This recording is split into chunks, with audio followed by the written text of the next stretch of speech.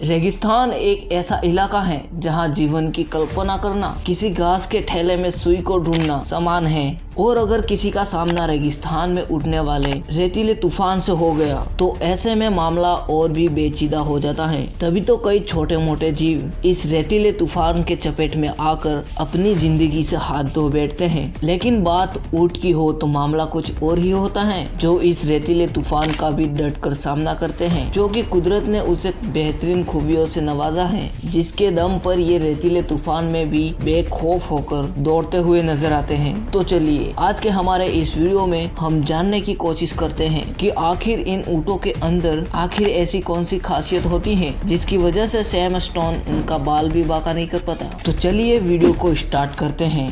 बात करें अगर आज के ज़माने की तो मौजूदा समय में भी रेतीले तूफानों में घर, गाड़ी और यहाँ तक कि इंसान भी इस रेत के ठहर में देखते ही देखते दब जाते हैं। और यही वजह है कि इस रेतीले तूफान को देखकर लोग वहाँ से 9-2-11 होने में ही अपनी भलाई समझते हैं। लेकिन यहाँ सबसे बड़ा सवाल ये उठता है कि रेगिस्तान के जहाज कहे जाने वाले ऊँट आखिर इस रेतीले तूफान से क्यों नहीं डरते हैं? क्योंकि जहाँ एक और रेतीले तूफान में उड़ने वाले रेत के कण एक इंसान को कुछ देर के लिए ही सही लेकिन उसे पूरी तरह अंधा बना देते हैं, वहीं दूसरी ओर रेत और धूल से भरे इस बवंडर से इंसान के लिए सांस लेना भी बहुत ही मुश्किल हो जाता है। लेकिन यहाँ सोचने वाली बात तो ये है कि भला इस रेतीले तूफान में ये ऊँट कैसे अपनी आंखों को खोलकर देखने की ताकत रखते हैं और आखिर कैसे हर तरफ फैले रेत और धूल के बवंडर में सांस ले पाते हैं। आपकी जानकारी के लिए बता दें, इन कैमल्स को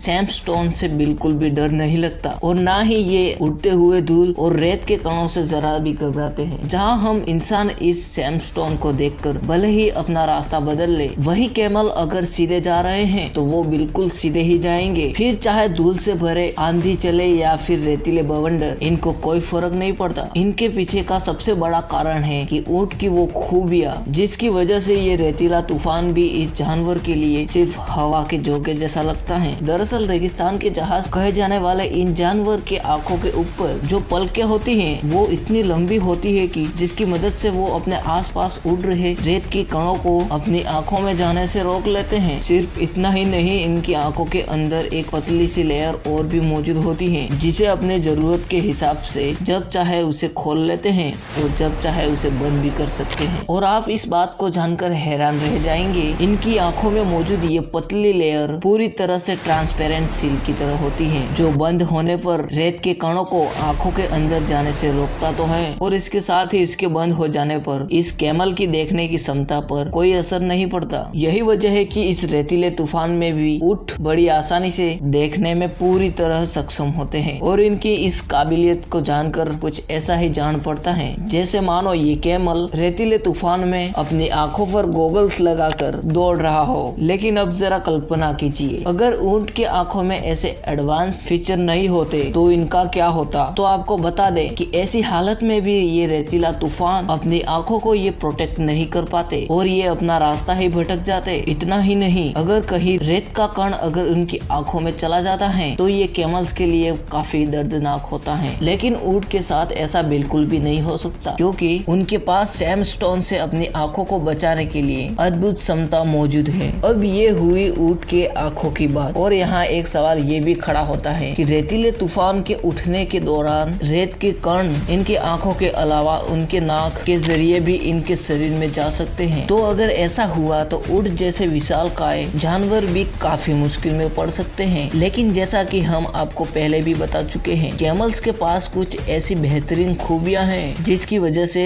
ये रेतीला तूफान भी इनका कुछ भी नहीं बिगाड़ पाता। अगर बात करें इनके नाक की, तो इनके नाक की बनावट ऐसी होती है कि जब चाहे अपने नाक के छेद को अपनी जरूरत के हिसाब से खोल सकते हैं या फिर उसे बंद भी कर सकते हैं। अब इस बात को सुनकर आपके दिमाग में ये सवाल जरूर उठ रहा होगा कि भला ऐसे कैसे हो सकता है। तो आपको बताते चले कि रेगिस्तान में जब सैमस्टोन उठता है तो ऐसे में हर तरफ धूल का सैलाब आता है। तो ऐसे में कैमल अपने नाक के छेद को कुछ इस तरह चिपका लेते हैं कि इनकी नाक का छेद बिल्कुल बंद हो जाता है। ऐसे में चाहे धूल हो या रेत के कण ये नाक के छेद में नहीं नहीं घुस सकती। हमारा वीडियो बस यहीं तक था। आपको ये वीडियो कैसा लगा वो कमेंट करके हमें जरूर बताना। एंड हाँ, इस वीडियो पर नए आए हो तो प्लीज इस वीडियो को एक लाइक कर देना और चैनल को भी सब्सक्राइब कर देना।